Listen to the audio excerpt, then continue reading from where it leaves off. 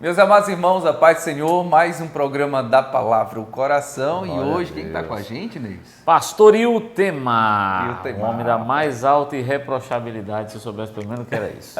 Ô, glória. Pastor Iltemar, por favor, para aqueles que não lhe conhecem, dê um oi aí para os nossos irmãos. Boa noite a todos, a paz do Senhor. Bom estarmos aqui. É sempre uma alegria grande estar neste espaço, né? Gozando da companhia maravilhosa do Neilson e do filho. Bom estar com vocês. Glória a Deus. Amém. Glória a Deus. Que companhia nós somos, Elise. Rapaz, eu vou falar mais por mim, né? Guerras, rumores de guerra, teste, é o fim está próximo, o fim chegou, o fim está chegando. Eita, que assunto que está em todas as rodas de conversa, né, Neis? E hoje é uma pergunta, né? Sim, Jesus está voltando? Sim. É a pergunta das rodas de conversa hoje em dia, Jesus está voltando? Como a igreja se posiciona nesse tempo, como a igreja precisa reagir a esse tempo, como precisa estar o meu coração e o seu coração diante de todo esse cenário que nós estamos vivendo sobre a volta de Cristo. Jesus está voltando? Fique aí e essa palavra alcançará seu coração. Roda a vinheta. Não, cortou antes, tá bom.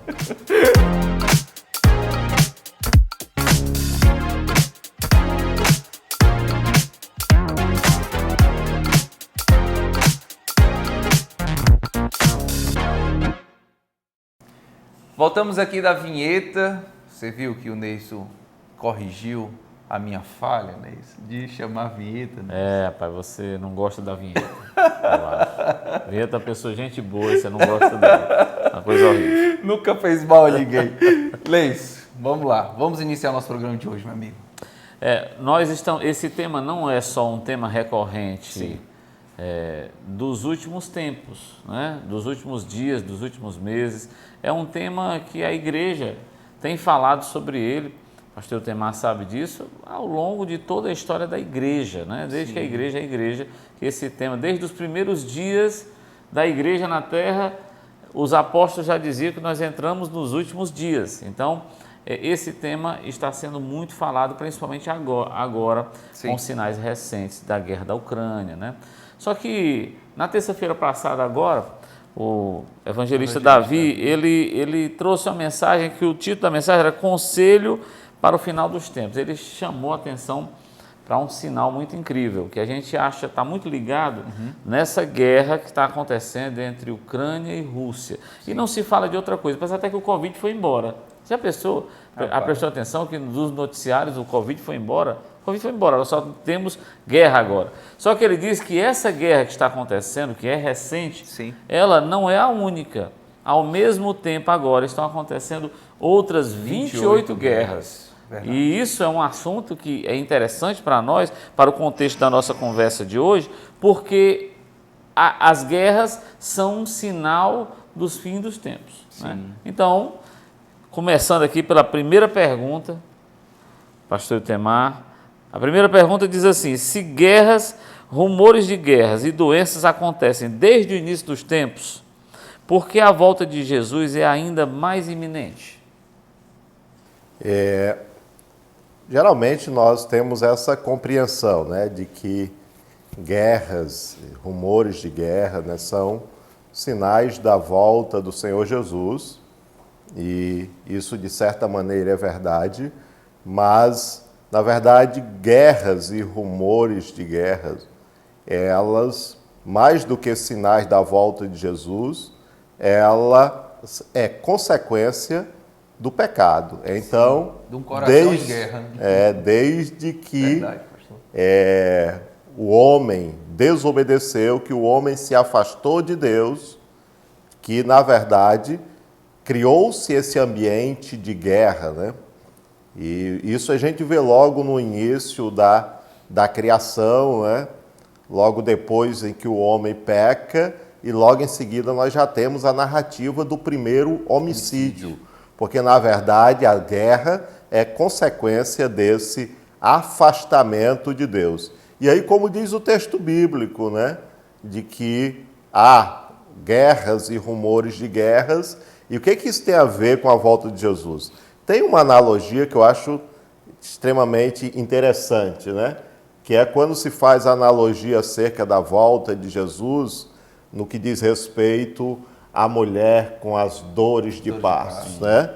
E isso exatamente cai bem nessa questão das guerras. Se sempre houve guerras, isso por conta do afastamento de Deus, mas assim como, né, na experiência da maternidade, em que as contrações são naturais do período da gestação, e à medida, pelo menos isso é na maioria dos casos, à medida que se aproxima do período do nascimento, a tendência é que as contrações aconteçam com mais frequência e com mais intensidade, né? Sim. Então, guerras sempre houveram, desde o início da história da humanidade.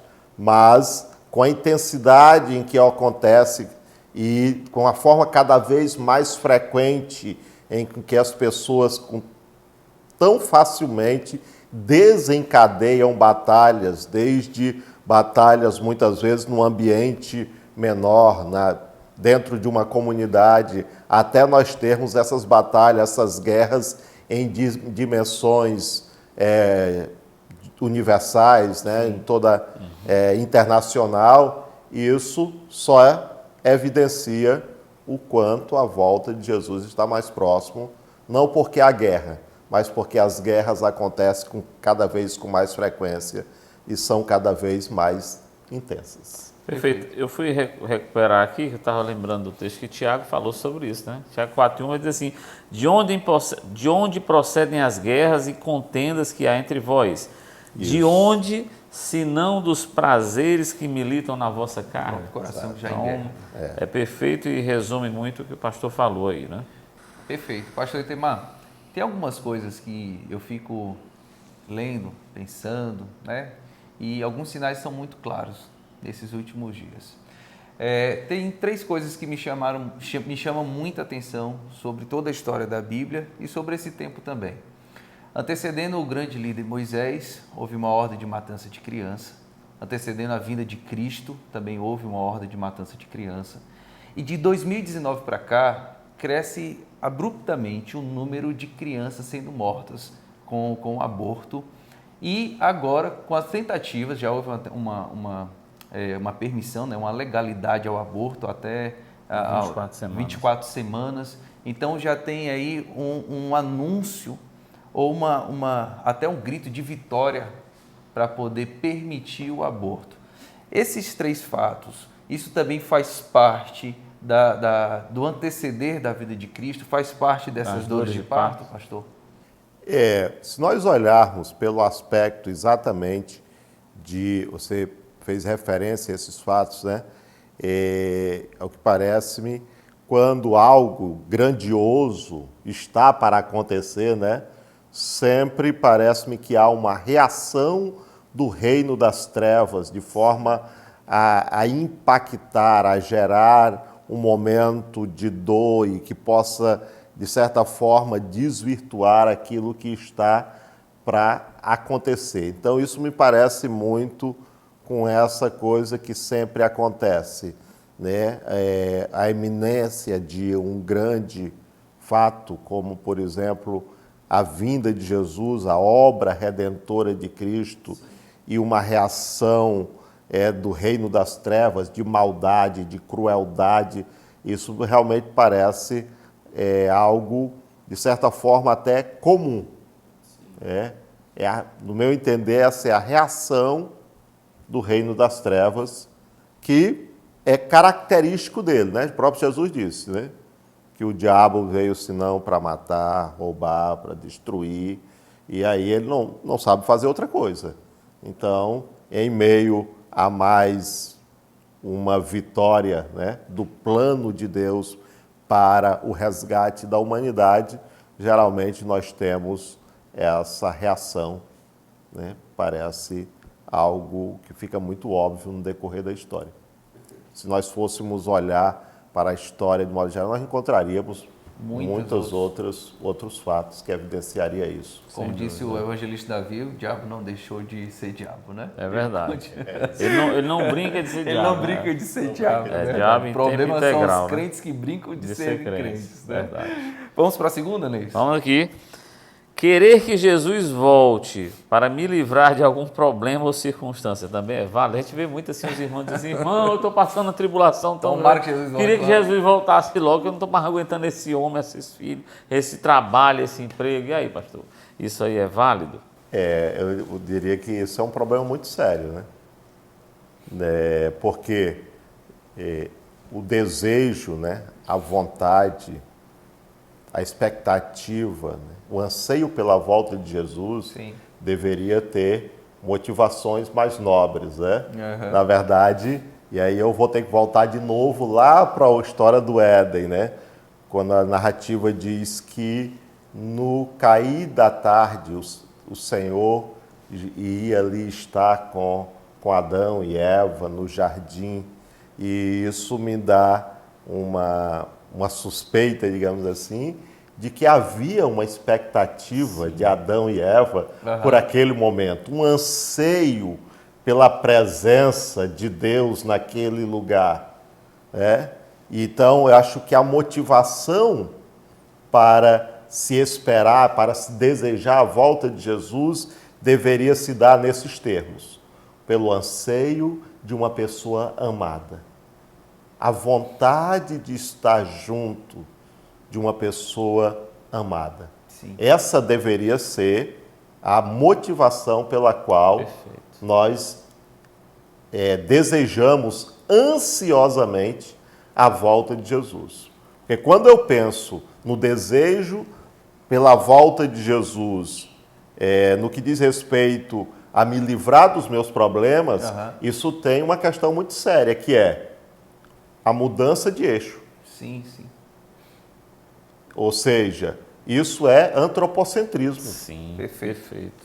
A volta de Jesus por causa da minha necessidade ou por causa da minha angústia. E aí esqueceu que Jesus já nos livrou do nosso maior problema, Isso. né, pastor? E que, na verdade, eternidade sem Cristo. a grande motivação pela qual deveria desejar o Senhor é porque Ele é o desejado. Desejado da minha alma. Isso, Verdade. desejado Pastor, da minha alma. Você sabe que eu tenho uma teoria sobre isso, que eu digo que esse tipo de crente, eles não querem nada com Jesus, eles querem os benefícios do céu, né? Sim, isso. Então eu costumo dizer que assim como tem leite sem lactose, café sem cafeína, que para mim é um mistério, café sem cafeína é um mistério, leite sem lactose, café sem cafeína, hambúrguer vegano, como é que é hambúrguer vegano, né? Eu estou começando a ver que está se formando um cristianismo sem Cristo. Ou seja, se houvesse um céu sem Deus, tinha uma fila de gente para ir para lá. Porque as pessoas não estão muito interessadas no Deus que formou o céu. Elas estão interessadas no céu como sendo um benefício, porque lá o céu é muito bom. Tem uma historinha que o filho contou uma época, a gente conversando, não sei se você vai lembrar, tinha 3 pessoas conversando. Aí eles diziam assim, um dizia para o outro, rapaz, eu estou doido para ir para o céu porque eu estou morrendo de medo do inferno, porque o inferno é muito ruim. Aí o outro disse assim, rapaz, porra, eu estou doido para ir para o céu porque o céu é muito bom, é cheio de muita coisa. Aí o outro que estava vendo a conversa, aquela conversa entre dois, disse assim, rapaz, eu estou louco para ir para o céu porque Deus está lá. E onde Deus está, eu quero estar também. Quer dizer, a motivação, os 3 queriam o céu, mas a motivação do coração deles estava completamente errada. Um era por causa do medo do inferno, o outro era por causa do benefício do céu. E só o terceiro queria ir realmente porque Deus estava lá no céu. Até porque a maior dor do inferno não é só o ranger de dente que o próprio Cristo fala na Bíblia, né? Mas a maior dor do inferno é saber que você poderia estar com Cristo na eternidade nos céus e você está longe de Cristo no inferno. Acho que o maior inferno para o coração do homem é não ter a eternidade com Cristo. Né? Eu quero fazer, inclusive, essa pausa aqui na conversa para dizer para você qual é a motivação do seu coração em relação à vinda de Cristo. Nós, todos cristãos, estamos ansiando pela vinda de Cristo, que vai sim nos levar até a eternidade, vai nos levar para morar nas moradas eternas, como diria o pastor pastor Evandro, né? Nas mansões celestiais, nós iremos morar lá. Mas a motivação do seu coração qual é? É as mansões? É o benefício da eternidade? Ou é o Cristo que fez todas as coisas? É pisar em ruas de ouro? É pisar em ruas de ouro? Exatamente. Então, Até porque ouro sem luz, é verdade. ele é como se fosse uma pedra, É uma ele não pedra tem luz qualquer. própria, né? O Senhor é a glória Glória que a Deus. ilumina o céu. Vamos para mais uma pergunta, e a pergunta é, você está acompanhando aí na sua tela, que é: o que fazer para não estar amedrontado com tantas más notícias? Meu Deus. Eu não sou tão inteligente, tão sábio como meu mestre, meu pastor Iltemar, Sim. mas eu acho que eu já daria um bom conselho. Meu irmão, escolha bem o que você põe diante dos seus olhos. A mensagem de terça-feira falou sobre isso também, né? Meu O evangelista Deus do Davi céu. falou a gente vigiar com os olhos, o que a gente coloca para dentro. Sim, eu deixei já alguns anos, lógico que isso não é regra, mas eu já deixei alguns anos de assistir televisão, isso já guardou meu coração já de muitas dores, né? Mas como estou falando, isso não é regra. Mas meu pastor, por favor, nos responda essa pergunta aí. Na verdade, a gente deve considerar, mais uma vez, a questão de como é que se dá a nossa motivação, qual é o nosso olhar. Nós temos, por um lado, obviamente, você tem uma situação cada vez mais crítica, né? Não só na questão das guerras, mas de como as coisas têm andado ou desandado, né, neste mundo. E, portanto, nós temos uma situação realmente complicada, muitas vezes que traz angústia, que traz dores, inquietações. Mas, por outro lado, nós precisamos, como cristãos, ter um outro olhar, que é exatamente aquilo que é um dos focos principais no que diz respeito à volta de Jesus, a esperança da glória. Então, não é que a gente vá negar a realidade de tantas dores, de tantas angústias, de tantos sofrimentos que a gente contempla e que muitas vezes a gente é alvo, né, disso. Mas é que nós precisamos estar com o nosso coração, como muito bem falou o Davi na terça-feira passada, né, que o Neibson já fez referência, de que a gente precisa guardar o coração. Nós precisamos estar com o nosso coração esperando o Senhor. Termos a plena convicção de que, apesar de todas as lutas, nós temos a esperança da vida eterna e de que um dia estaremos com o Senhor, de que a principal razão da nossa fé é esta, o dia em que nós nos encontraremos com o Senhor, porque, na verdade, o ensino acerca da volta de Jesus, ela é uma das principais chaves de compreensão da Bíblia Sagrada. Muita coisa que está na Bíblia Sagrada não teria nenhuma razão de ser se não fosse a volta do Senhor Jesus. Então, essa é a nossa esperança. E é aí que deve estar o nosso coração, porque se nós começarmos a colocar o nosso coração nas coisas terrenas, naquilo que está acontecendo, não tem como nós evitarmos o medo ou até mesmo o terror diante de tudo. Então, é preciso realmente estarmos voltados para as coisas eternas, para as promessas messiânicas e termos a plena convicção de que, como diz o texto de Hebreus com relação aos patriarcas, né, que andaram peregrinos nessa terra porque tinham a esperança de uma cidade melhor. Embora tivesse a promessa da terra prometida aqui, diz a Bíblia Sagrada de que os patriarcas, na verdade, tinham o coração já na cidade celestial e não nesta cidade terrena. Perfeito. Pastor, para a gente concluir, eu gostaria muito que o senhor nos deixasse um bom conselho de como nós, como igreja, precisamos responder a esse tempo que é iminente da volta de Cristo. O que nós poderíamos dizer acerca desse tema, que, como eu disse, ela é uma das chaves para nós compreendermos a palavra de Deus, e nós, como igreja do Senhor, nós precisamos ter muito claro isso, que esta é a nossa grande esperança.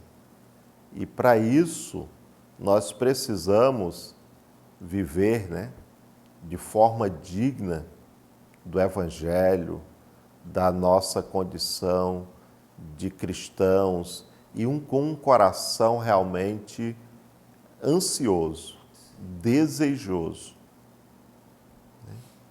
tendo a volta de Jesus como aquele sentimento de quem espera alguém que é muito amado.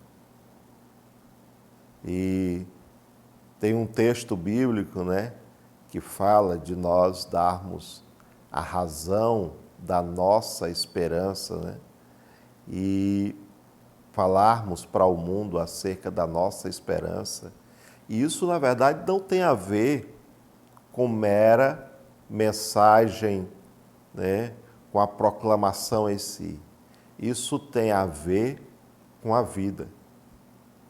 Vivermos na esperança da glória, vivermos como cidadão dos céus, porque quando nós assim vivemos, então as pessoas querem saber a razão da nossa esperança, por que nós temos uma atitude diferente, por que vivemos as mesmas angústias, as mesmas dores, estamos diante dos mesmos fatos, mas temos atitude diferente, porque temos a esperança. E quando as pessoas percebem isso em nós, elas querem saber qual é a razão da nossa esperança. E eu acho que esse é o nosso principal papel. Não apenas falarmos da nossa esperança, mas vivermos essa esperança, termos uma postura de pessoas que esperam o Senhor da glória. Isso é muito importante, porque não é as palavras que impactam e que chamam a atenção das pessoas. É como vivemos, de acordo com os padrões do reino e da vida eterna. Interessante que essa consideração final que o pastor faz, ela vem muito de encontro ao que as pessoas vêm falando conosco todos os dias. Como esse tema é um tema muito efervescente, então as pessoas elas estão muito concentradas em perguntar a gente, e aí, como é que é? Quais são os 7 selos que vai ter lá, e as 7 trombetas, como é que vai ser? Vai cair um meteoro não sei de onde? Quando, na verdade, as pessoas estão muito concentradas nos sinais que acontecerão aqui depois do arrebatamento da igreja. Quando a igreja devia estar concentrada em subir, em ser arrebatado para viver com Cristo. Os 7 anos que me interessam mais, é claro que eu sou um profundo estudioso de Apocalipse, eu tenho uma paixão muito grande por escatologia, eu ministro sobre tudo isso, mas a minha concentração é nos 7 anos que serão as bodas do Cordeiro lá no céu. Sim. Só que para ir para lá, precisa eu viver essas bodas aqui. Então, por isso que eu perguntei qual a motivação do seu coração, porque, na verdade, nós estamos sendo convidados nesses últimos tempos a viver a eternidade aqui no passageiro primeiro, para que nós possamos estar credenciados para subir com o noivo, para o casamento. Vai acontecer um casamento onde a noiva, que somos nós, vamos nos casar com o noivo que é Cristo e viver a eternidade com Ele. Jesus disse aos discípulos, esse tempo não compete a vocês, só ao Pai, mas o noivo tem a expectativa do casamento. Sim. E nós, como a noiva de Cristo, precisamos viver todos os dias da nossa vida com a expectativa de nos encontrarmos com o noivo. Enquanto isso, o Espírito Santo de Deus que habita em nós está a nos adornar. Glória a Deus. Pastor, muito obrigado. Ter o senhor aqui pastor conosco Temar. sempre é uma alegria muito grande lhe ouvir, né, Neis? E muito bom ter o senhor aqui com a gente hoje. Pastor, é nosso amigo, né? Uma pessoa amiga, uma pessoa que amamos. É um pastor, mas é um mestre. Né? É um mestre. Então nós estamos aqui sentados aqui com uma concentração de atributos. Glória a Deus por isso. Então, na verdade, para mim também é sempre uma alegria estar aqui com vocês, né? Porque exatamente a gente tem essa amizade, esse carinho mútuo e para os nossos amados que estão nos assistindo, esteja pronto, porque o Senhor está voltando. Nós somos a noiva e o noivo está chegando. Deus abençoe a vida de Glória a vocês. Deus. Glória a Deus. Lembre-se, Jesus não está vindo buscar qualquer noiva, ele está vindo buscar uma noiva apaixonada e desesperada para se casar com ele. Deus abençoe a sua vida grandemente. Amém. Por favor, compartilhe já o link desse encontro de hoje. Dê um like. Não dê dislike. Não. Converta. Já inicie o seu coração se convertendo isso. já. Não, você não sobe. Senão você não sobe. Há um registro celestial. Misericórdia. Meus irmãos, compartilhe já o link, por favor, desse programa para que mais pessoas estejam com o seu coração ali motivado, com a motivação certa da expectativa da volta de Cristo. E até o próximo encontro. Deus te abençoe. Deus abençoe, paz. Tchau, tchau. Show de bola. Não, acaba não sobe. Dá dislike, papoca.